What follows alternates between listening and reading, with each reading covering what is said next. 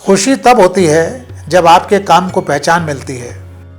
High court में अपने करीब 14 वर्ष और 7 महीने के कार्यकाल में मैंने 1,40,000 से ज़्यादा मुकदमे तय किए और मुझे बाद में मीडिया के द्वारा पता लगा कि क्योंकि दुनिया में किसी अदालत में इतने मुकदमे नहीं होते हैं, तो ये गिनती पूरी दुनिया में किसी भी जज के द्वारा तय किए मुकदमों की सबसे ज़्यादा है।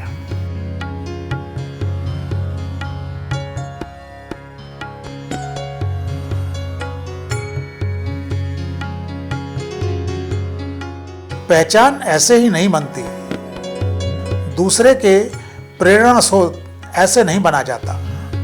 इसके लिए त्याग करना पड़ता है, अपनी तमाम परेशानियों को दरकिनार करना पड़ता है।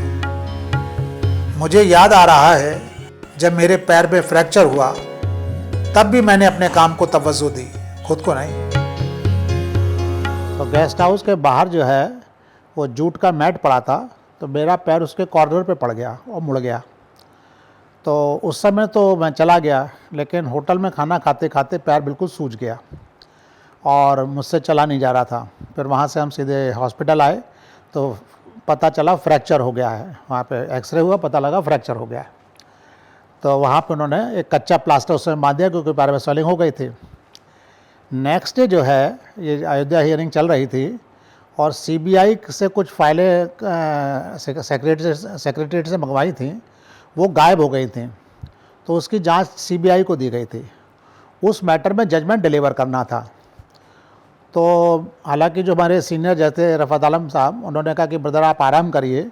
हमने कहा साहब ये जजमेंट डिलीवर हो जाए, अदरवाइज़ लोग इसको पता नहीं क्या क्या इसका मतलब माने कि सीबीआई का ऑर्डर था इसलिए किसी का प्रेशर हुआ, क्या हुआ।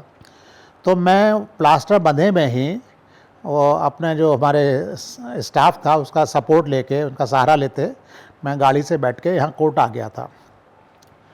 और रफ़त आलम साहब का चैम्बर दूसरा होता था। वो वैसे तो सीनियर थे, लेकिन वो सीनियर जज के चैम्बर में नहीं, वो मतलब यहाँ पे जो लखनऊ में सीनियर जज थे वो अपना चैम्बर अटेंड करते। रफ़त आलम साहब का दूसरा चैम्बर था। तो मैं उनके चैम्बर में, हमारे पास ही में था, उनके चैम्बर में चला गया और वहाँ पर वो ऑर्डर डिलीवर हो गया।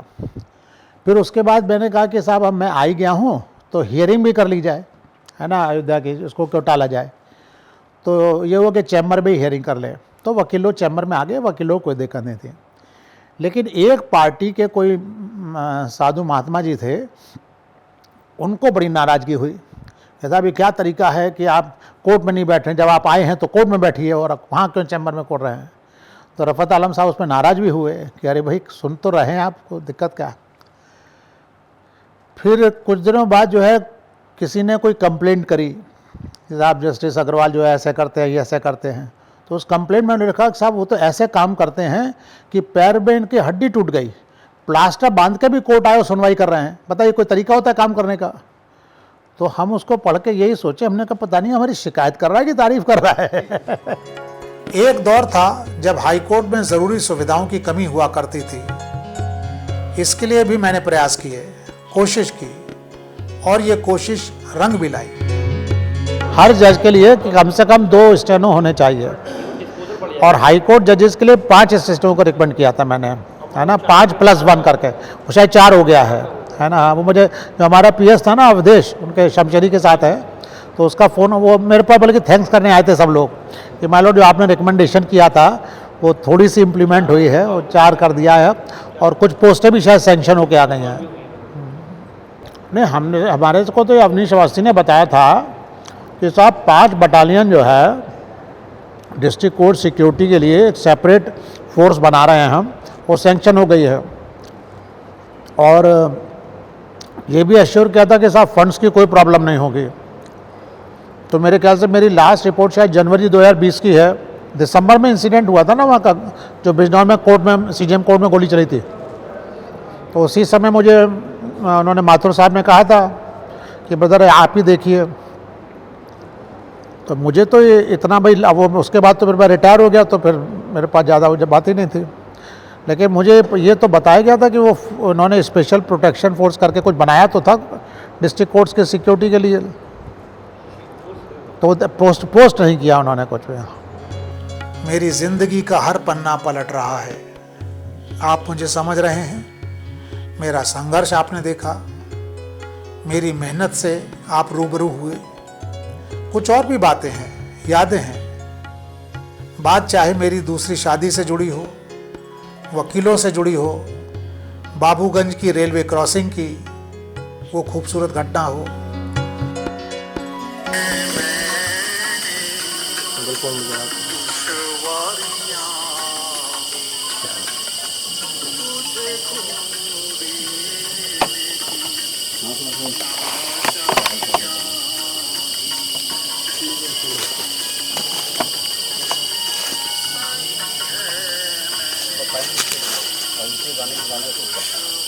एक मिनट।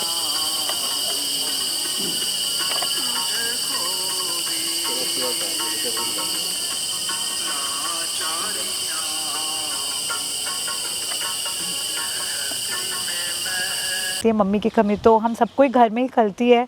और एक तो उनका जाना भी इतना सडन था, कोई मतलब कोई इनकी तबीयत वगैरह तो ख़राब नहीं थी, वो अचानक से गई थी। घर में हमने तो कभी कुछ सोचा ही नहीं था, मतलब ऐसा होगा कि मम्मी चली जाएंगी, अचानक से गई थी, नो डाउट।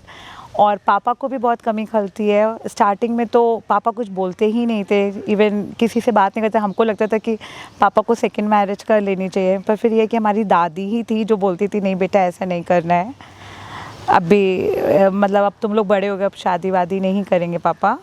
और ये तो है कि हम मम्मी के बिना तो सब कुछ अधूरा ही लगता है घर में।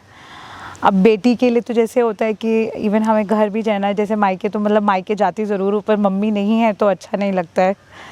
वो एक्चुअली ऐसा हुआ कि मैं केस अटेंड करने जनवरी 2004 में लखनऊ जा रहा था, लखनऊ हाई कोर्ट। शाम के करीब 7 बजे होंगे। इलाहाबाद से लगभग 40 किलोमीटर दूर एक रेलवे क्रॉसिंग पड़ती थी। जब वहाँ पहुँचे तो एलेंट्रा में था मैं, और मेरा ड्राइवर था और गनर था। तो वहाँ पे बड़ा भारी जाम लगा हुआ था और रेलवे क्रॉसिंग बंद थी। तो ड्राइवर ने गाड़ी एक साइड पर रोक ली और शैडो उतर गया कि ला वो रास्ता क्लियर कराएगा जैसे खुलेगा। तो मुझे थोड़ा सा सर्दी की वजह से थोड़ा प्रेशर महसूस हुआ। मैंने कहा अभी तो लाइन खुलेगी, तो मैं जरा सा उतर के अटेंड करने लगा नेचुरल कॉल। इतने में कुछ ऐसा कमाल हुआ कि वो फाटक खुला और सारी गाड़ी निकल गई एकदम से और रास्ता बिल्कुल क्लियर हो गया। और मेरा ड्राइवर तुरंत गाड़ी में बैठा और उसने गाड़ी स्टार्ट की और लाल बत्ती जलाता हुआ हम निकल गए आगे। मैं पलटा, में चौंक, बड़ा आश्चर्य पड़ा। मैंने कहा ये क्या हुआ। फिर मैंने सोचा हो सकता है ये क्रॉसिंग पार करके शैडो को बिठाएगा तब गाड़ी रुकेगा। उसने गाड़ी रोकी, क्रॉसिंग क्रॉस करके पार करके, और हमारे शैडो भी गाड़ी में बैठा और दोनों गाड़ी लाल बत्ती जलाते हुए दड़दड़ाते हुए लेके चले गए। अब मैं सन्नाटे में बिल्कुल अकेला खड़ा, समझ में नहीं आया क्या करूं। फिर मैं क्रॉसिंग पार करके वहाँ एक चाय की दुकान थी, वहाँ आया। वहाँ पे एक ट्रक खड़ा था। तो मैंने उससे कहा, मैंने कहा भाई पास में कोई थाना है। तो मुझे कुंडा कोतवाली ले गए। वहाँ पर मैंने उन लोगों से, दरोगा जी से कहा कि भाई मेरी ऐसे ऐसे गाड़ी मुझे छोड़ के चली गई है। बोले साहब चोरी हो गई क्या। हमने कहा नहीं चोरी नहीं हो गई, वो चली गई छोड़ के। तो उन्होंने वायरलेस मैसेज किया। तो वायरलेस मैसेज में पता लगा कि वो गाड़ी जो है नवाबगंज से निकल गई है। और उसने कहा साहब अब जो है वो रायबरेली के जुरिस्डिक्शन में चली गई है, वहाँ से उसको रोक सकते हैं। तो फिर एसपी रायबरेली को कहा गया। तो ऊंचा हार क्रॉसिंग पर वहाँ पे पुलिस वालों ने गाड़ी रोका। अच्छा, इस कार्यक्रम में करीब 1 घंटा 1.5 घंटा लग गया था। तो मैं वहाँ थाने में बैठा था। तो डीजीपी यशपाल सिंह थे, वो मेरे क्लाइंट भी हुआ करते थे। मैंने उनको फ़ोन किया तो पहले सुन के बड़ा हंसने लगे, बोले आप थाने में क्या कर रहे हैं। फिर मैंने बताया तो बोले अच्छा मैं मैसेज करता हूँ। तो जब तक मैसेज किया तब तक गाड़ी आ गई लौट के। कमाल की बात है, मैंने किसी को बात नहीं बताई। लेकिन अगले दिन जब मैं हाई कोर्ट में गया तो हमारे कोर्ट के जो जज थे, जस्टिस जगदीश भल्ला साहब, वहाँ से हंसते हुए मुझे कहने लगे आपको तो आपकी गाड़ी भी छोड़ के चली आती है। और फिर हिंदुस्तान टाइम्स में ये न्यूज़ छपी। उसका हेडिंग था एक कारनामा, CARNAMA, एक कारनामा, it can happen only in UP. और सुधीर जी जो हैं सन 80 में उनको विधि की क्लासेस में मैंने पढ़ाया है ये आज बड़ी खुशी की बात है मेरे लिए कि ये लगता है कि 50 वर्ष के पश्चात आज एक शिक्षक को ये एक गर्व का अनुभव हो रहा है कि उसका विद्यार्थी कहाँ ख्याति प्राप्त कर चुका है तमाम देश के अंदर, और उसने मुझे याद किया। वो मैंने अपने फैसले में लिखा भी है, मैंने उसमें लिखा था कि ये बकवास बात है कि वो, हाँ, ये कहना कि बाबर बड़ा दयालु था, धार्मिक था, बड़ा सहिष्णु था, मैंने अपने फैसले में भी लिखा है कि बिल्कुल बकवास बात है। वो बहुत क्रूरल था, बहुत निर्दयी था, हर वो काम करता था जो एक लड़ाई लड़ने वाला आदमी करता है, योद्धा करता है। और उसने सिपाहियों के गर्दन काट के उनका पूरा टीला बनाया था और उसके आगे खड़े होकर उसने गाजी का खिताब अपने लिए मुकर्रर किया था।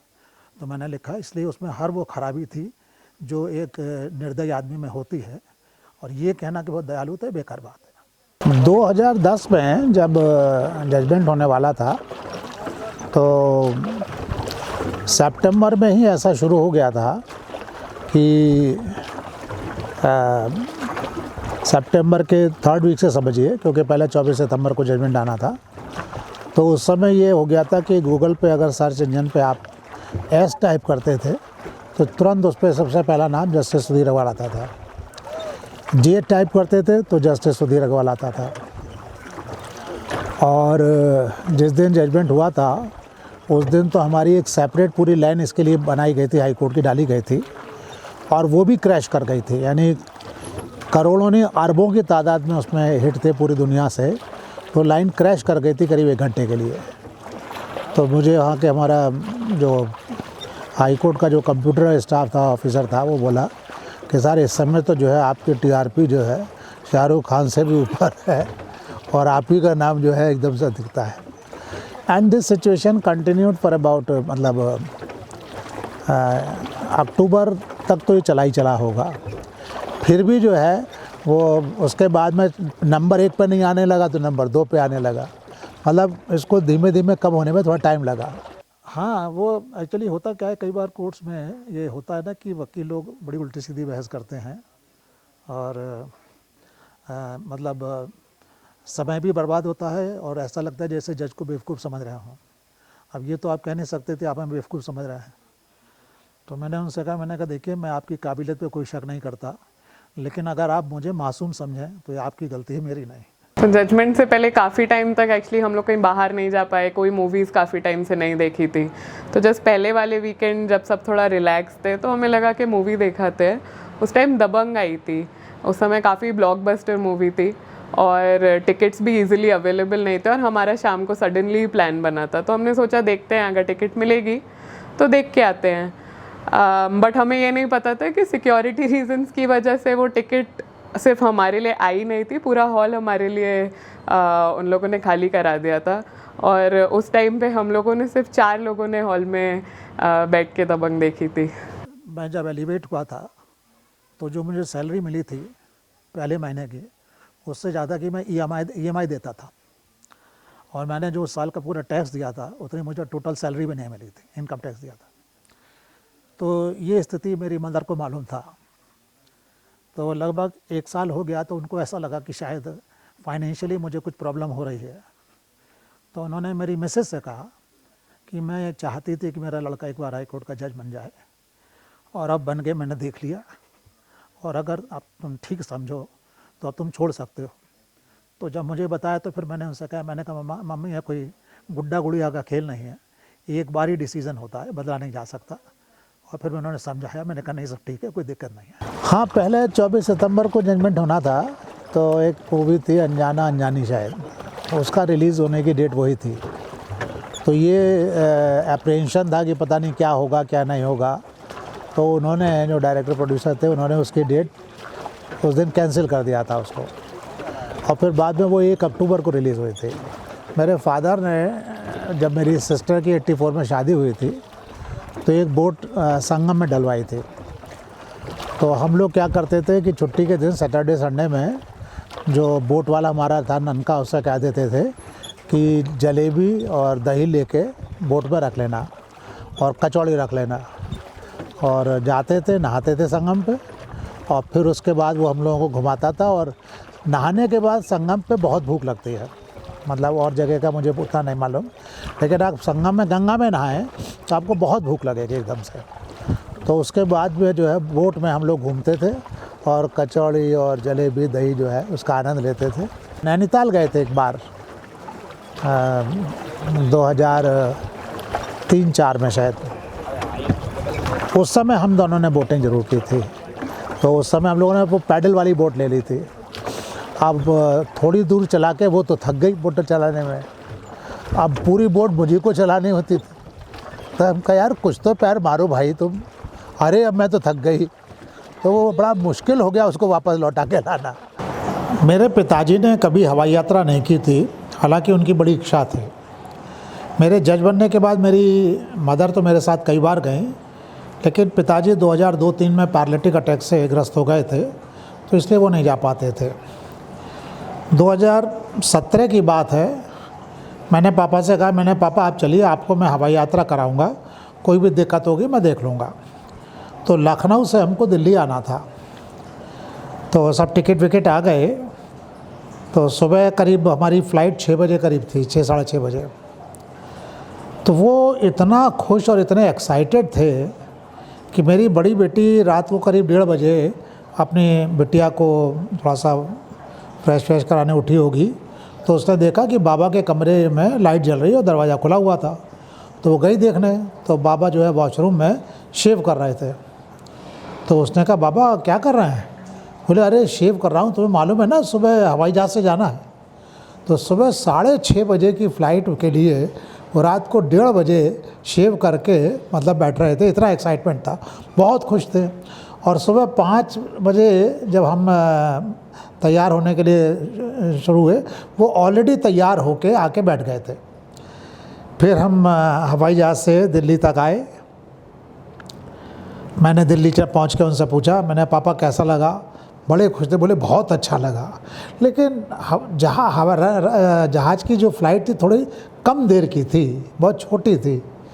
तो मैंने कहा अच्छा कोई बात नहीं, अब की बार आपको जो 3 घंटे की फ़्लाइट कराएंगे। और मैंने कहा और सब बढ़िया था? बोले हाँ और सब बढ़िया था, लेकिन थोड़ा सा एयर हॉस्टेस भी जो है ना वो कम अच्छी थी। तो उनका ज़बरदस्त एक्साइटमेंट और जो उनका उस समय जो बचपना लौट के आया था उसके उसमें वो देख के बिल्कुल ही लगा कि हाँ ये मतलब विज़िट हमारी सुखार्थ हुई। ये मेरी ज़िंदगी के वो किस्से हैं जिन्होंने मुझे मुखर बनाया, तर्कशील बनाया, जिम्मेदार बनाया और हकीकत को समझने का मौका दिया। 1972-73 से व्रत रख रहा हूँ, धार्मिक हूँ, लेकिन अयोध्या सुनवाई के दौरान किसी मंदिर में नहीं गया। इस बात का ख्याल रखा कि कोई उंगली ना उठाए। हाँ, जब अयोध्या मुकदमे की मैंने हियरिंग शुरू की तो अब सही गलत चाहे लोग कुछ भी कहें, लेकिन उस 2 साल में किसी भी मंदिर में नहीं गया। यहाँ जब हम इलाहाबाद आए, और इलाहाबाद में हमारे 2 मंदिर है, एक सिविल लाइन्स में, सिविल लाइन्स वाले हनुमान जी कहलाते हैं, मैं ज़्यादातर वहाँ जाता था हर मंगल को, वहाँ के उसके दर्शन करने के बाद खाना खाता था। और कभी कभी जो संगम पे लेटे हनुमान जी, जिसको हम लोग बड़े हनुमान जी कहते हैं, कभी कभी वहाँ भी जाता था। लेकिन अयोध्या हियरिंग के दौरान 2 साल मैं किसी मंदिर में नहीं गया। हाँ, अयोध्या जजमेंट के बाद खूब आस्था की चौखट पर माथा टेका। ईश्वर में मेरी शुरू से ही गहरी आस्था रही। जब भी मुश्किलों के भंवर में फंसा, भगवान ने ही मुझे उबारा, संभाला। महसूस भी होता है। आस्था से जुड़े कई ऐसे वाकये हैं जो आज भी रहस्यमयी हैं।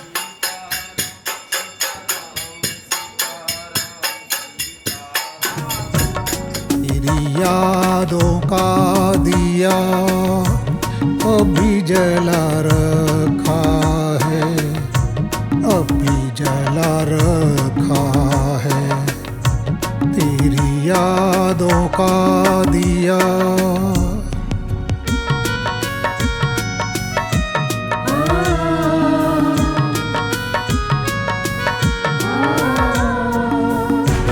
जय श्री राम, जय श्री राम, जय श्री राम।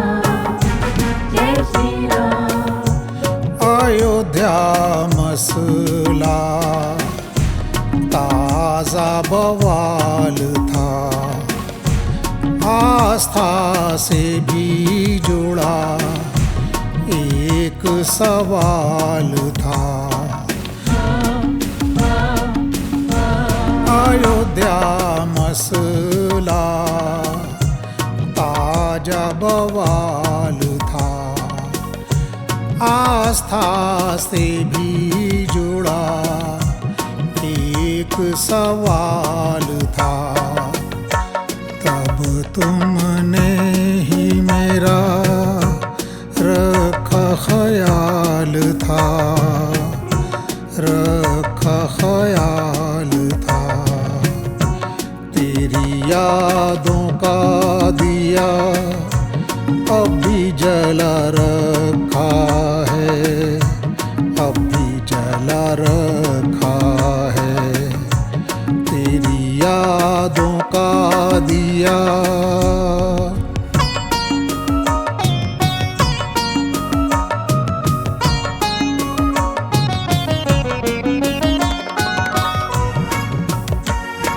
जय श्री राम,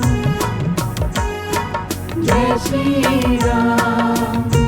श्री राम ने अपना काज थमा दिया, मुझ ना चीज को क्या से क्या बना दिया।